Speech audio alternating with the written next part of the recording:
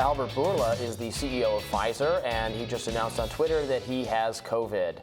He says, "I would like to let you know that I've tested positive for COVID-19. I am thankful to have received 4 doses of the Pfizer BioNTech vaccine, and I am feeling well while experiencing very mild symptoms. I am isolating and have started a course of Paxlovid."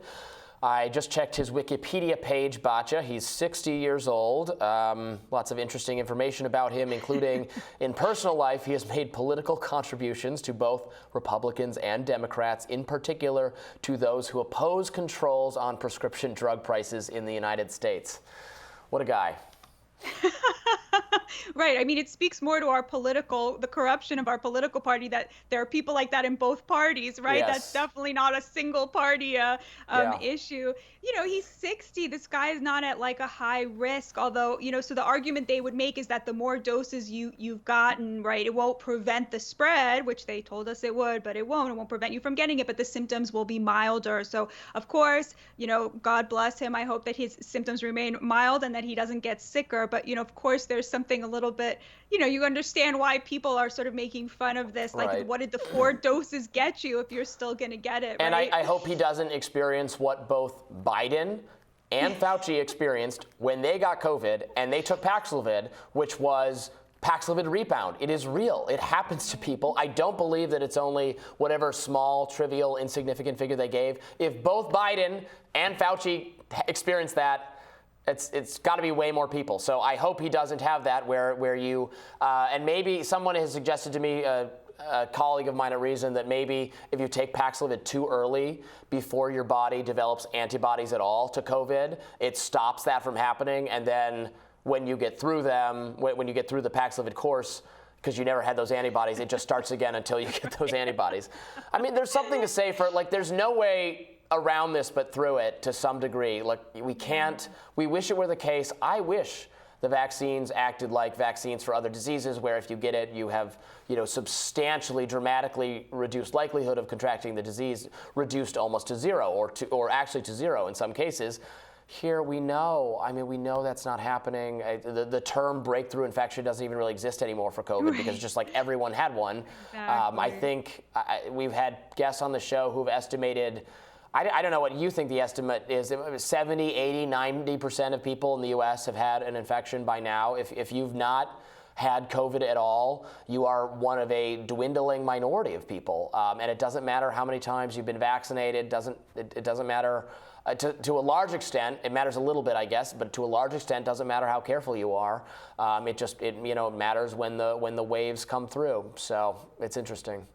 Yeah, I mean, I definitely feel so mind divided about it. On the one hand, I do think that the vaccine probably saved a lot of lives, a lot of elderly people's lives. But on the other hand, the way they went about it, negotiating such that people who do experience side effects, who do experience, drastic bad effects from the vaccines cannot sue Pfizer, cannot sue Moderna. I mean, that really was, I think, super sketchy, and probably led to why a lot of people had concerns about taking the vaccine in the first place. So it's very, very sort of complicated. Of course, we have to give President Trump credit for Operation Warp Speed, which probably saved millions of lives, and got grandparents to hold their grandchildren again much sooner than otherwise would have happened. But it's definitely a mixed bag, and certainly mocking people, alienating people, firing people for not wanting to take a vaccine was completely inappropriate and totally counterproductive. Well, it's like Dr. Rand Paul said when I interviewed him one time, maybe it wasn't even on the show, it might have been for a magazine piece I did. He said, look, if you're elderly or at high risk, and you take a test, you don't have antibodies, you've not had COVID yet, I would argue that getting a vaccine is probably a good choice for you, or you should talk with your doctor about it. I think I could make that case to someone, but the kind of blanket approach that not only should everyone get it, it's got to be required for vast swaths of workers in the country. That's what the Biden administration attempted to do, which was a while, because at first Biden said that we couldn't have a national mask mandate. And I'm like, yeah, of course, that would be a vast, overextension of federal authority. But then they did an arguably more extensive vaccine mandate. Even though I personally find masks more of a burden than getting vaccinated. I got vaccinated willingly. I virtually never worn a mask willingly.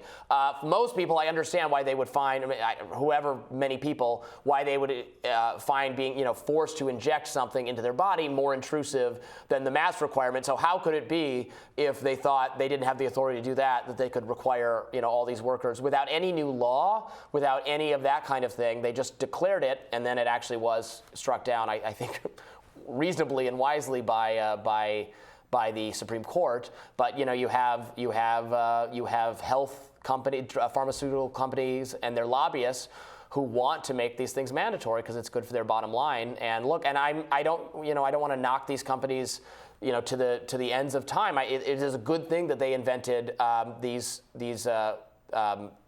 treatments and these vaccines for people for whom they help, and there are a lot of people for whom they help. But the strategy of requiring it was just so short-sighted and so undictated by the science. And I would say, Robby, un-American. And I think that the moral majority was definitely behind repudiating any kind of vaccine mandate. So much so that when Democrats were trying to get Kansas voters to vote against restrictions on abortion, they were told not to use the messaging "my body, my choice" when it comes to abortion, because that had been so thoroughly co-opted by the anti-mandate camp, which had the moral authority, I think, to really drive policy. Yeah, no, absolutely. My body, my choice. Remember that? Can't use that one anymore. Can't use that one anymore. All right. Well, we wish Pfizer CEOs a speedy recovery, obviously, as everyone else who has the disease as well. And probably he will be absolutely fine. We assume, based on his, you can't assume it, but based on his demographics, et cetera.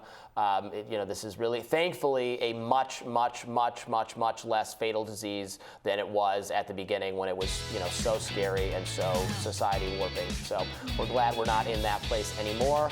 And we will have more Rising right after this.